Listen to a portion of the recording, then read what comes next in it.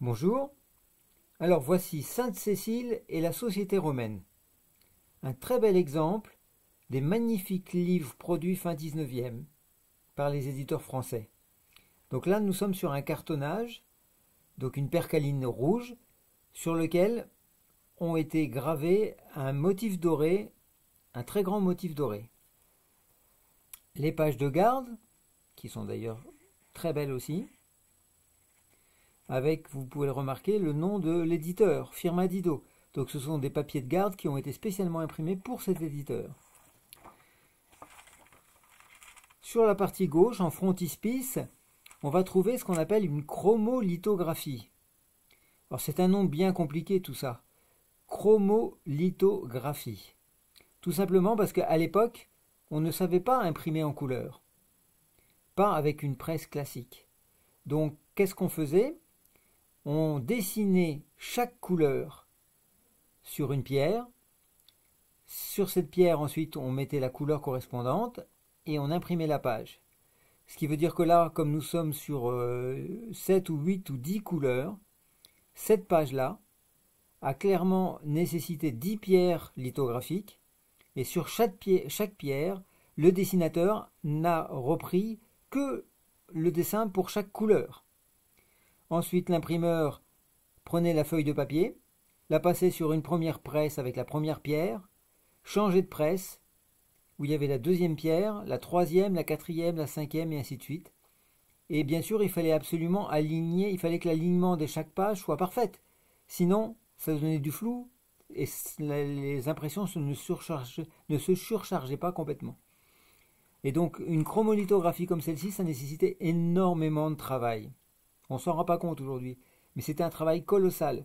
Et il fallait une habileté des ouvriers vraiment impressionnante parce qu'il fallait être parfait en termes de positionnement. La page de droite, donc la page de titre, comme vous pouvez le voir, elle est imprimée en noir et en rouge. Et puis voilà, donc je vais peut-être revenir rapidement sur la page de titre, quand même pour signaler que cet ouvrage contient 2 chromolithographies, donc 2 pages en couleur, 6 planches en taille douce et 250 gravures sur bois. Oui, à l'époque, ils ne mégotaient pas sur la qualité. Ces ouvrages étaient richement illustrés. Donc là, on va le parcourir un petit peu pour que vous vous rendiez compte. Voilà.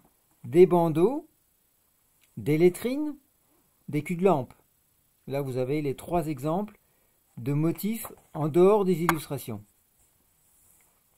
Une illustration pleine page,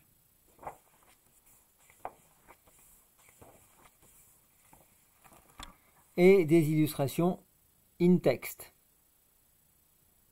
avec l'arc de Titus ici, et l'un des bas-reliefs de l'arc de Titus. Et vous pouvez regarder en détail, hein, la finesse de gravure est quand même exceptionnelle quand vous pensez aux moyens technologiques qu'ils avaient à l'époque. Ça, c'est de l'impression, c'est de la gravure sur bois.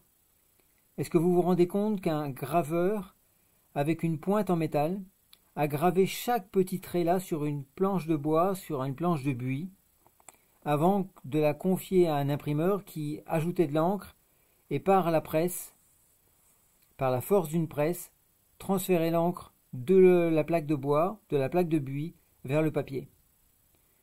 Chaque petit trait là, chaque petit trait que vous voyez là, c'était un petit relief dans le bois. Est-ce que vous pouvez imaginer le nombre d'heures que passait le graveur, pardon. Sachant que le graveur, bien sûr, lui, il avait un dessin original du dessinateur. Ou une photographie, parce que la photographie existait à l'époque, bien sûr, mais on ne savait pas reproduire les photographies, on ne savait pas les numériser pour les réimprimer. Donc la photographie était donnée à un graveur qui prenait sa plaque de bois, sa plaque de buis, et qui gravait chaque petit trait en relief dans le bois, et en plus, il gravait à l'envers.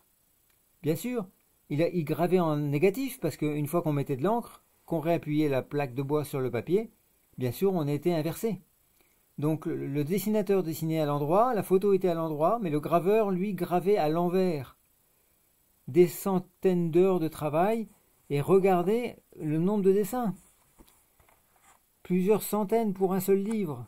est-ce que vous imaginez le nombre de personnes qui ont travaillé sur ce livre et surtout le nombre d'heures de travail que cela représentait? C'était un énorme investissement pour les éditeurs et c'est pour ça qu'à l'époque les livres étaient chers. Voilà, donc en plus ce livre-là, le papier n'est pas très très blanc, il est légèrement teinté, il a pris un petit peu dans la couleur. Par contre, il n'y a pratiquement pas de rousseur, donc cet ouvrage est resté en bon état. Et puis je vous avais pas vu, mais regardez, les 3 tranches sont dorées. Dorées à leur fin, hein, c'est pas de la peinture. Regardez-moi cette gouttière, puisque ici ça s'appelle la gouttière. Et cette gouttière, regardez, on n'a pratiquement aucun cahier décalé. Elle est très très belle. C'est quand même pas très courant, parce qu'en général, quand le livre a été manipulé, les cahiers se décalent et la gouttière n'est pas aussi belle. Voilà. Eh bien, écoutez, c'est le genre de livre que je mets en vente, qui est quand même magnifique. C'est un ouvrage de documentation, puisqu'on apprend énormément de choses. Et puis, regardez, à l'époque, en début de chaque chapitre, il nous mettait des mots-clés, les mots-clés du chapitre. Sans informatique, hein, tout à la main, bien sûr. Avouez quand même qu'il savait travailler. Merci, à bientôt.